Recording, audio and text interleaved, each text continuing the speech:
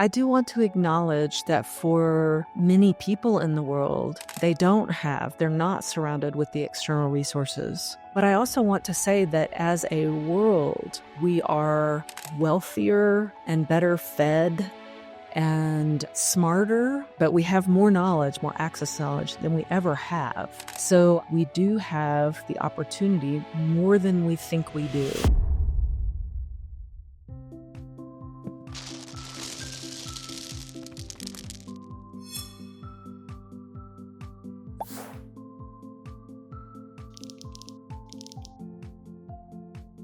Hello, friends. Welcome to the Happiness Squad podcast, where we share practical tips to make flourishing your competitive edge and help you achieve stellar performance powered by well-being, not at its expense. I'm Ashish Kothari, and I'm on a mission to help 1 billion people not just experience happiness as an emotion, but use it as a tool to unlock their fullest potential. If you're interested in learning more, please make sure to follow me on LinkedIn and subscribe to our newsletter at happiness.squad.com. Today, we have the incredible privilege to hosting Renee Moorefield, a true pioneer in the field of well-being and leadership. With over 35 years of experience, Renee has been shaping how individuals, teams, and organizations can truly thrive long before words like well-being and flourishing became common in leadership conversations. Renee is the founder of WisdomWorks and the visionary behind the Be Well, Lead Well transformational platform that's grounded in the science-backed framework of thriving she created. We explore on this podcast how leaders can use that 6-part framework to go from surviving to thriving, not just for themselves, but also enabling their teams and organizations so that collectively we can unlock our fullest potential and create better outcomes for all stakeholders. Get ready for an inspiring conversation about leadership, resilience, and how we all can elevate our capacity to thrive. Let's jump in. Hi, Renee. It's so wonderful to have you on our Happiness Squad podcast. I am super delighted to be here. It's been a while since we've been able to connect. I know. Listen, I've been so inspired, by all of your work. And, you're definitely what I would call, one of the elders, in the field. As you were sharing before we just started recording, you've been in this field for 35 years plus, right? Focusing on well-being and flourishing and thriving, even before there were these words and there were these definitions. And so, I have a lot that I can learn from you. And I know our listeners would love to learn from your years of experience in helping organizations and teams and individuals flourishing. So I'm just super grateful for this time together. Wow, me too. I really am. So, I'm going to start, Renee, with this first question, which is just a little bit on the origin story, right? So tell me a little bit about your personal journey. 35 years out, when people weren't even thinking about well-being or wellness or any of this, what inspired you to start walking this path and start WisdomWorks? Yeah, that's a really good question because you're right. Some of these words didn't even exist. Yes. And I started, in college, I knew because there wasn't even career counseling and all that at that time. But I knew I wanted to be more in the space of wellness. I was trained as an exercise physiologist and a wellness educator. So I knew I wanted to be in that world in some way. My first job was with 6 cardiologists at a healthcare system. And I was seeing people really at the back end. So when they had heart attacks and I was trying to teach them healthy lifestyle prescriptions, diet, exercise, stress management, et cetera. And remember, I'm super young and here I am teaching people about managing stress and I haven't even quite lived yet, although I understood what it meant, given my own upbringing, to be dysregulated and to try to use strategies to find regulation. Again, I wouldn't have had these words, but I had somewhere in me a knowledge about that. But I learned there that I didn't want to be at the back end, like downstream of some of these effects. I really wanted to be upstream and wanted to be about building capability. So that first job out of college was super formative for me because it helped me see that there is a way of being in the world, a way of living in the world And at this time, leadership hadn't come to mind, but a way of being and living and relating that could help us thrive and live more fully, and also could prevent disease and illness, etc. So that was one big shift. I then joined a global corporation. Never thought I would work with corporations. I thought at the time that they were the evil of the planet. Never thought I would work at one. But I joined a global corporation, and it ended up being a really incredible experience for me personally. I ran the health promotion department, and that was my first job as a leader. And I realized in that very first leadership role, where I was managing a big budget and fitness centers and stress management programs and, all of this work for 41,000 employees, I realized at that time that I could do more as a leader in creating the conditions for my team to thrive than I could have done as the exercise physiologist. So I really shifted my focus from a specialist to trying to understand leadership. And I can see now that I always had this motivation to understand what makes people tick and how do people show up with their full potential, not just individually, but when we're together. Because when that happened together, and I felt it on that team, we got better results than we ever could have gotten alone. And we really became quite valuable to that organization. I left there and started for the organization. The organization was growing by merger and acquisition, grew from 41,000 to 110,000 employees, mostly by merger and acquisition. And the technical side of those transitions was done very well, but the people and culture side was not. And so in the health promotion department, I said, hello, here's what we're seeing in the downstream, a lot of stressed out people. Could we do this better? And so that organization said, well, why don't you go figure it out? So I built for the organization a change management, a change leadership practice where we skilled people at a large network across the company to help humanize the change process, humanize the mergers and acquisitions. Again, remember, this is like 1993. This is really early. And John Kabat-Zinn had just come out with his book, Full Catastrophe Living. Margaret Wheatley had written her book, Leadership in the New Science.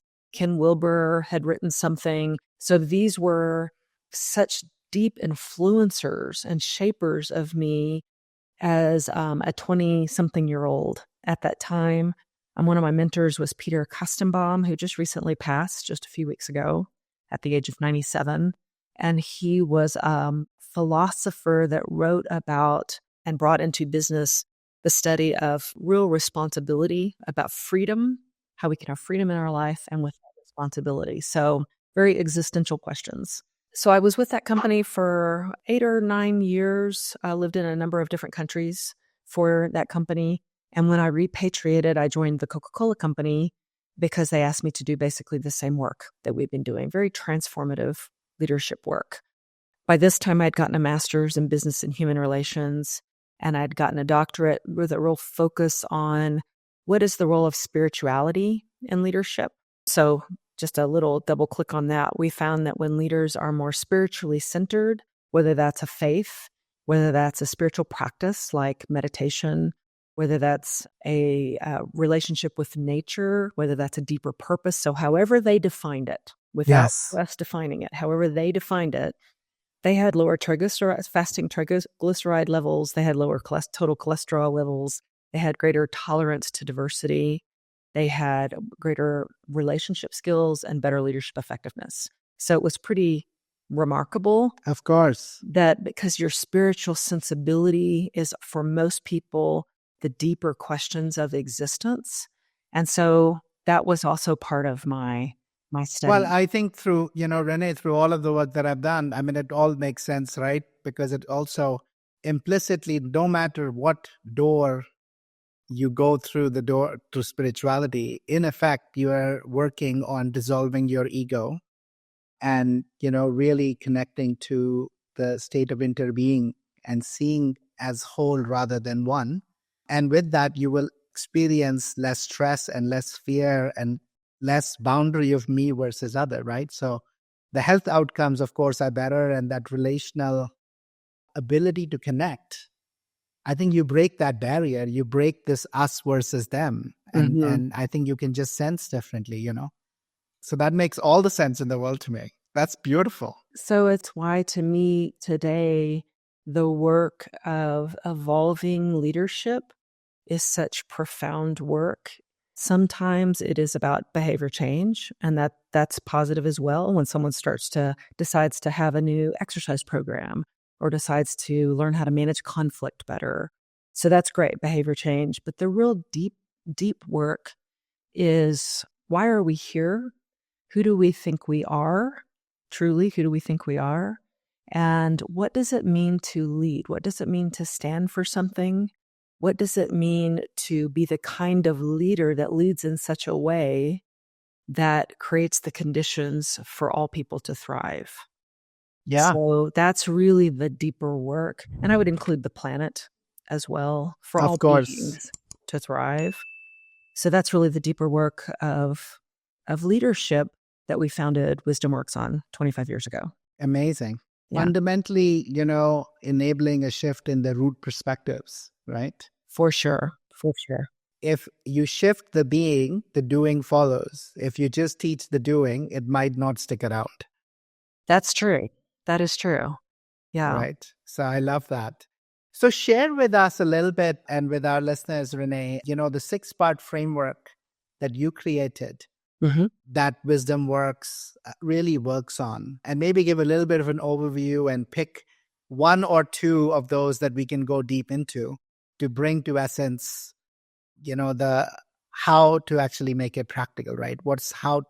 If somebody was listening, what's something that they could pull and implement right away? Sure, sure. And if I'm not doing a good job at that, you make sure, and I'll ask you. make I sure I have them here. make sure Yes. I do that. Our 25 years ago, when I co-founded Wisdom Works, the whole focus was on this different model of leading, to really hold thriving of people in the planet as part of your leadership Hmm. itself and how you showed up in your life. So we did that work for many years through a qualitative assessment that we used that was looking at different factors linked to thriving that we just built ourselves. But I wanted to be able to do that. I wanted our team to be able to do that with more people at once. And so I wanted to build a framework and an assessment system that actually could be used with thousands of people or millions of people at once. And first, what we did is went out to the market and see, does anyone have this? Because honestly, I can tell you, it takes a lot to build that kind of assessment and make sure it's as valid and reliable. But we couldn't find it that had all the different factors, because now you've probably heard there's bio, psycho, social, spiritual. I mean, there are very many different Yes. factors that we've tried to pull together. So we partnered with the Positive Organization Center at the University of Colorado in Colorado Springs. It's part of their business and management school. And they have a group of social scientists that agreed that they would help us pull together the insights that we had from the qualitative work that we had done and turn it into a quantitative tool. So the framework has 6 dimensions. You mentioned you've got it in front of you. So it's got 6 dimensions. Thriving is the centerpiece. And that dimension, if I were just to define it in one kind of sentence, thriving is the extent to which you feel internally well-resourced to handle the complexities and demands you face in your life and work, and to do so with a high quality of life, a sense of growth, and a sense of competence. So you can already see there's lots to that definition. Yes. So it's those times when you feel like, there's a lot going on in the world, but I have a right relationship with all that, and I have a right relationship with myself in that. So that's thriving. Then there's a dimension called fuel, and fuel looks at what people traditionally think of as wellness behaviors. Yes. The extent that you are eating, moving, resting, breathing in a ways that helps you manage your stress, manage your energy, optimize your performance. So that's what many tools in the market right now, that's actually what they look at the most. But we're looking at, how do those wellness behaviors help you manage your stress, energy, and performance? So it's really kind of a consciousness raising factor. Then we've got flow. Flow is looking at the extent to which you feel engaged at work, that you gain energy from the work that you do. Not every Hmm. moment, but overall, there are there's enough engagement at your work, enough energy you gain that you gain well-being from your work, that you gain self-esteem and a sense of self-worth through your work. So you have that kind of relationship with your work and your sense of mindfulness, your ability to be present in the moment without judging it good or bad, right or wrong. Then we have a dimension called wonder. And wonder is probably my personal favorite. I would say you can think of all of these as pathways that lead you back, that help you bring your system of connection online all the way down to your nervous system.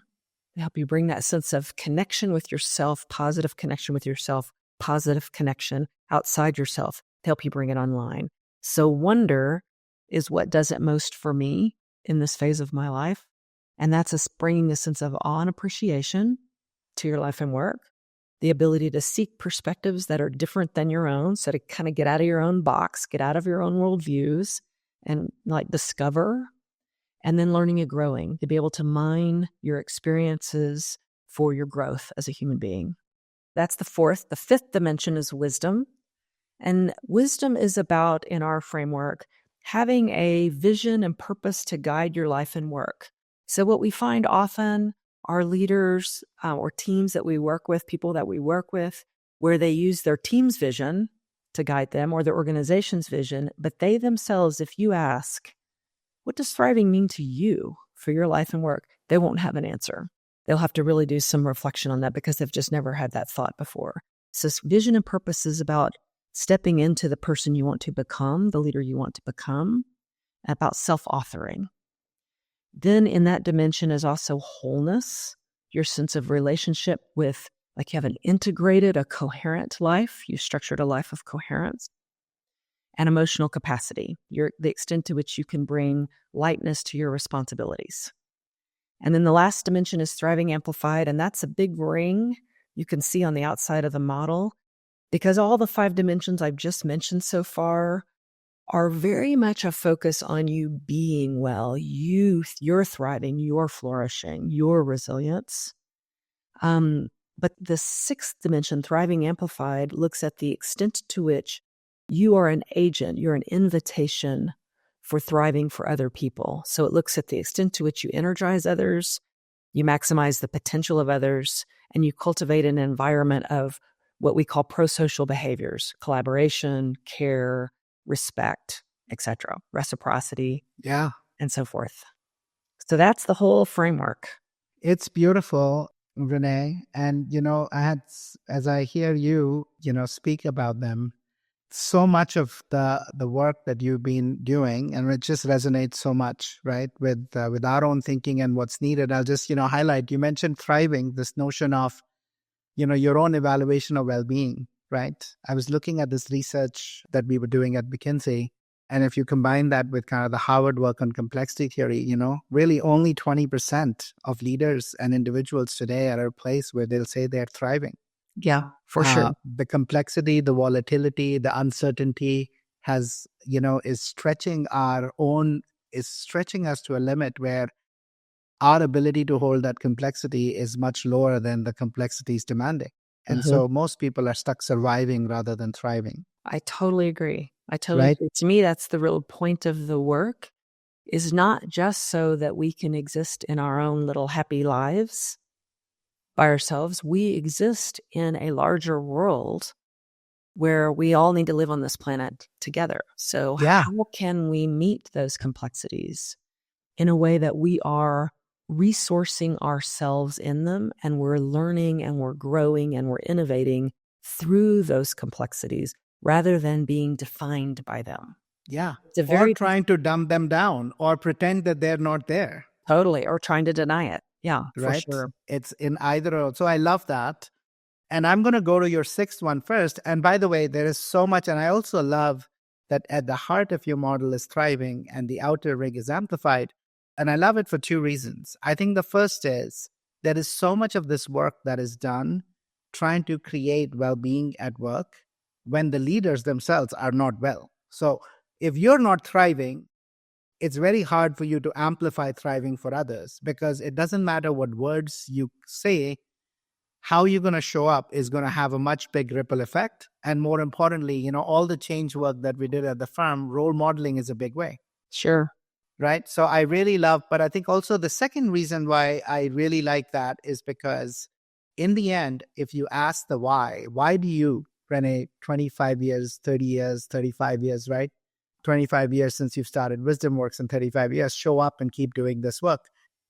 It's because of the bigger service to others. So I think, even in Buddhism, you talk about this notion of the desire to be a bodhisattva is not for yourself, but for the other.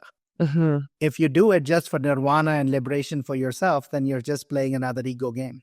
Totally. Right? It's just an illusion. So I love that I think you hold both, that as you think about this, you kind of hold the higher, bigger reason why. And by the way, you need it because it's hard work. It's hard work that you outlined through the other four. So how do we get to thriving ourselves versus to amplify it? And I love the fuel, flow, wonder, and wisdom. And friends, just assess for yourself, right? How energized, as you look at the fuel dimensions, do you feel that you're moving enough, eating well, resting? Simple question. Are you sleeping more than 7 hours a night? Mm-hmm. If you're not, you can assess your own ability, your fuel, to be able to do what you want to do. How often are you in flow or back-to-back meetings, or you find meaning in what you're doing? Mm-hmm. Ask yourself that question, because if you're not, again, that's a dimension that will be lacking and will be lacking for your teams, right? I love these, wonder, do you wonder about, we're in a world where there are no knowns. In fact, the last 2 years, there are more unknown unknowns. And if you're not able to cultivate the skill and a mindset of wonder, you'll be left grasping for old knowledge to come find answers to new problems that never existed for that knowledge. And I think that's where wisdom comes in. But these are just new problems. The deeper wisdom over years and centuries is where we can find it if we tap into it away from our egoic structure. So I love how intuitive the model is, and I love how holistic, Renee, the frame that you're putting around it. Yeah, thank you so much. I am really appreciating right now. I can literally feel it in the center of my chest and my heart. Everything warming up. I'm appreciating the extent to which you get it just intuitively, without having ever taken the assessment, without having seen all the scales, without seeing the science. Like, you don't need all that at one level. You just already get it because of the path that you've been on personally. Yeah, Well. no, thank you. Thank you. So talk to us a little bit about the scale, because I think the beauty is sometimes, it's a beautiful mirror that people and leaders can actually put very quickly. So talk to me a little bit, Renee, about the Be Well, Lead Well, the platform that you ended up creating, and bring to life a little bit of what's become possible in the context of a client study or a client story.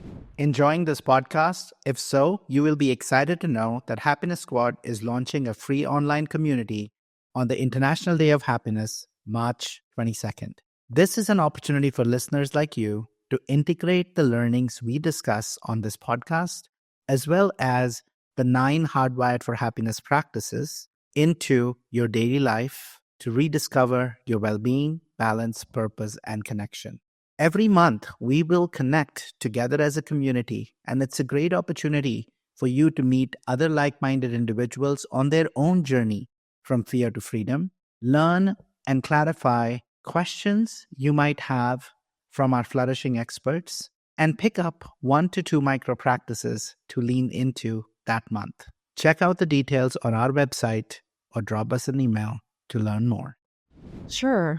So the Be Well, Lead Well platform is a set of resources, programs, trainings, content, newsletter, all sorts of resources to support people and remind them you are hardwired with this capacity to thrive. You came already hardwired with it. You also have the hardwired capacity to survive. And you get to choose in every moment how you're going to show up in that. So we're hardwired with this capacity. It's also to help them remember and try on different practices to build, as we were talking before, not just different behaviors and not just different patterns of behavior and thought, but different deeper questions that help them see the role of leader is a role to steward the environment of thriving for others, as well as yourself. Of course, that includes yourself. And when I say leader, by the way, I want to make something super clear. Everyone can be a leader. To me, leadership is about how you use your life energy to get outcomes that matter. So Yeah. it's like, how are we choosing to use our life energy in this conversation? How are we choosing in the next thing I do right after this, the next meeting?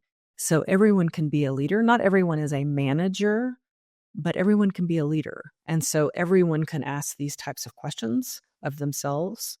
So the platform itself, Be Well, Lead Well, has all of those resources as part of it. Be Well, Lead Well Pulse is the assessment, and it does have fueling it these 19 biopsychosocial spiritual factors that I've just shared with you earlier. I shared you at the dimension level, but there's all these scales underneath it.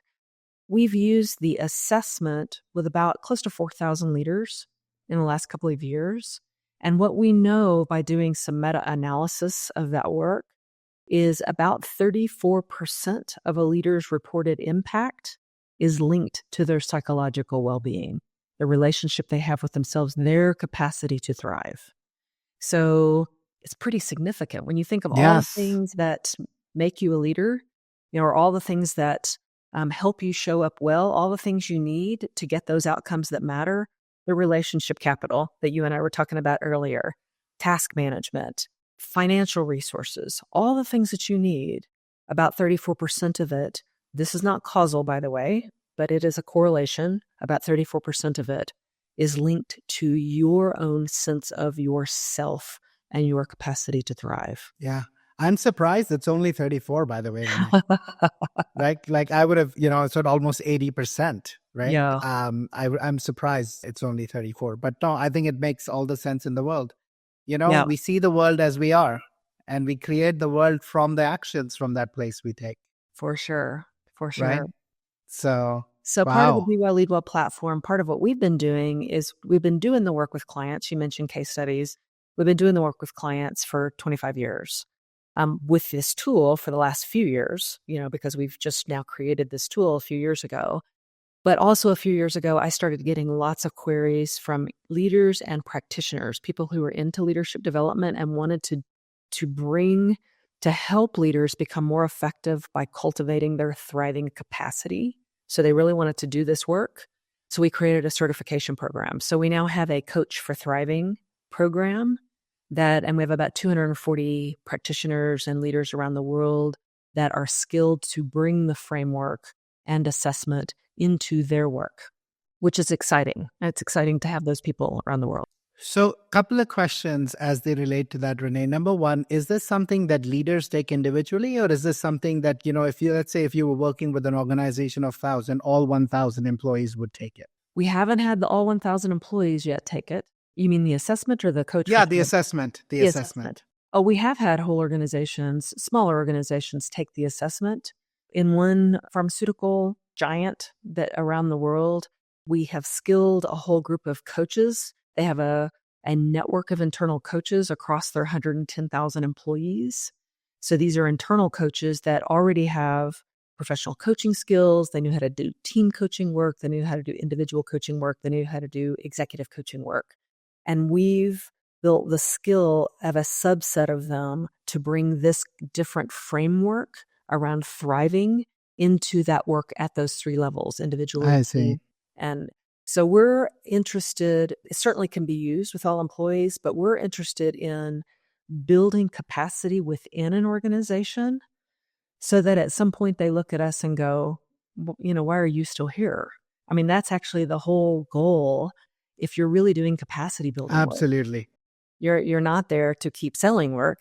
You're there to build Yeah. capacity, because then that organization and those people, wherever they go, their families, their communities, etc., become amplifiers of a different way of thinking and being in the world. And that's the real vision and purpose. Yeah, I love that. And so you typically will deploy that with leaders. So it's more of an individual assessment that you take to see where you're doing, or are you also deploying it where you get a view into what an organization, overall as an organization, are you thriving? Great. Good question. So with the assessment itself, there's three ways to deploy it. One is with the individual leader. So the individual leader basically says, I want to see how I'm doing myself, and I Yeah, want this and to they be a go part of do it. my developmental journey. Okay. Beautiful. Second is a team. So you have a group of people who come together. They are trying to accomplish something as a team, and they want to start having different conversations about how to create a thriving team.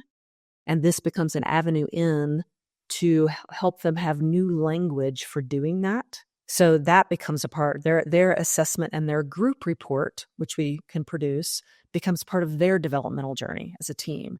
And then at an organizational level, we have a mechanism where an organization, employees can take it, and we can code it in certain ways that we can start to do demographic level statistics on what's happening in an organization. So those are all three ways that can I happen, see that you can actually apply it. that we can actually apply it. Beautiful. I was reflecting on your initial statement that you made, and it just kind of, invoked a particular reflection on me. You said, we are hardwired for thriving Yeah. and we are hardwired for survival. And, it brought back all the work that I do. I fundamentally lead with this notion of we are hardwired for fear. Mm-hmm.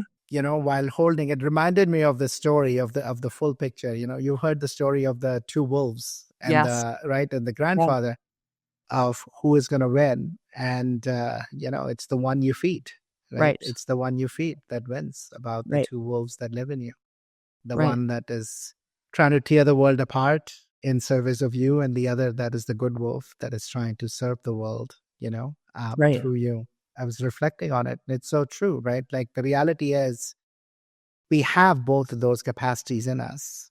But I think so many today, majority of people, in the way we grow up through small little things that happen developmentally to the way the world kind of apprentices us, keep feeding the bad wolf. And so, we find ourselves in a world where 80% have become hardwired for surviving. They don't know any which way how. And they're afraid of the moves around wonder and flow and wisdom Yeah. and a higher calling, rather than like, man, like, how do I get past it, right? But I think the beauty of this that you've created is, look, there is a possibility.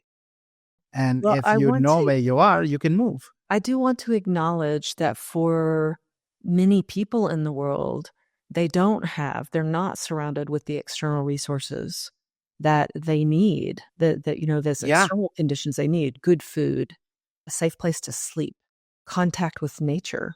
I want to really acknowledge that. But I also want to say that as a world, we are wealthier and better fed and smarter. I don't know if that's the right word, but we have more knowledge, more access to knowledge than we ever have. So I agree with you. We do have the opportunity, more than we think we do, to not be defined by the circumstances we're born into or thrown into, but to really expand our capacity to thrive, and that be the place we respond from when we are Yes. dealing with our life challenges. I will say that most often our family systems, our school systems, like you were saying, our work systems reinforce often a fear-based mentality. So making this shift, or fear-based might be too strong a word, a reactive orientation. I'll say that, although that is very much driven by fear, but it's a lighter word, a reactive orientation. So making that shift to, in the moment, to noticing what your state of being is, and making that shift from a state of being that is feeling more reactive or dysregulated to one that is more regulated and more balanced and a place of well-being, even that, making that shift, that's an act of personal leadership. It's challenging to do in our world, especially if you have the news on all the time, if you've got media on all the time, if you're barraged with all of the things that are happening in our world, if you're constantly on social media, if you're constantly on the computer, so if you're constantly giving your energy away to those things, it becomes even more challenging to make those shifts. So I just wanted to reinforce what you're saying. No, absolutely. Yeah. And I think that's why we've got to do this word with a lot of compassion For sure. rather than judgment, right? Yeah. Of meeting people where they are. Renee, we could talk for so long, but I know we have a hard stop in 10 minutes. So I want to actually go next to, from all of your 35 years of work in this space, what might be 4 or 5 kind of interventions that, you have found to be the most effective, that our listeners who might be stuck in that place of reactive or saying, yeah, this is interesting, but what do I go do now? What do I go do tomorrow? Like, what Yeah. can I try to see if there is, if there is a shift that's possible? What might you suggest? What might be those things they It's could such a try? good question because every person is so different. Every team is so different. Every organization is so different. So it's very personal. But as a pattern, just as a pattern, I would say just what we were talking about, the ability to notice yourself in the moment without judgment and with compassion is the difference between being driven by your stress and by your your internal dysregulation and having a little bit of space between that, being able to name it and being able to respond a little differently. So that ability to notice where you are in the moment, all the way to noticing your own signature of stress. So I know for myself that I have an expansion across my chest when I am feeling in a place of just expansiveness and well-being. I also get a contraction across my chest and I get a sore throat if I am not being honest about something. Like if I'm not really telling myself the Yeah. truth, if I'm trying to make the situation better than it is, for say, I will get a sore throat and contraction on my chest. So knowing your own signals is really important. Then, but that's a great act of interoception, really bringing those cues from the body forward and being Yes. able to work with them. Being able to then make a state shift, so to really self-regulate, taking a breath, a conscious breath. There are literally thousands of breath practices. Some of them help you lift your energy, some help you downregulate, some help you balance. So knowing, given the state of stress, if I am a high anxiety, am I feeling low? What do I need to balance myself so that I can walk into this next sales meeting in a different place? Or I can walk into this feedback session that I'm about to do with an employee in a place of well-being so that I am radiating well-being and not performing it. I'm radiating it. So it's coming from within. So using a breath practice, taking a walk for me, sometimes when breath doesn't do it, just taking a quick walk, moving the body moves energy. It's always a wonderful thing. We literally, Ashish, have about 100 macro practices and micro practices linked to the 6 pathways in our framework. And we have many, many, many more. We've been looking for what are the science-based practices that really help you make those kinds of shifts, because those are shifts in your personal empowerment in that moment. And then there are macro practices that are bigger questions, like the question we talked about earlier. What does thriving mean to me? Everyone can do that. Everyone can put a practice in place, start to notice themselves for the next month or the next week, even week, and begin to just notice, what does thriving mean to me? Let that question sit in your consciousness and notice what shows up in your waking life, in your dreaming life, and you will start to get answers and insights if you are open to it about what thriving means to you. And then the next big step is to design your life and work around that. So those are a few small practices and then bigger practices. I love that. Awareness, in a lot of the work we do, we have this thing called awareness, pause, and shift, which is kind of the first Beautiful. meta practice, right? Know your story, know your feelings, notice your breath patterns, know the emotions, pausing, and then really choosing to shift Yeah. into what's called for, Yeah. right? What's called for in the moment, rather than just your patterned, conditioned approach through which you always show up. Right. Right? Choosing if that's the right way to show. Maybe it is, maybe it's a different one, and maybe you want to show up differently. Right? But So I want to acknowledge that pausing and shifting, as you mentioned, becoming aware, pausing and shifting, which is just what we were both talking about here, takes energy, takes thought. Like you have to have that intention. You know what? I have a sense that I would be more effective and more fulfilled. There'd be more meaning. I'd have more Yes. vitality, more thriving overall if I actually put some energy and conscious thought Yeah. into my own journey, and I supported others in doing the same. And what I can literally guarantee, I don't need the science anymore to do this because the science already says it. What I can guarantee from all of our experiences with clients is you see the results. You see the results personally, and you see the results in how people show up for work, how work gets done, and the quality of the results produced. Yeah. No, I So love that.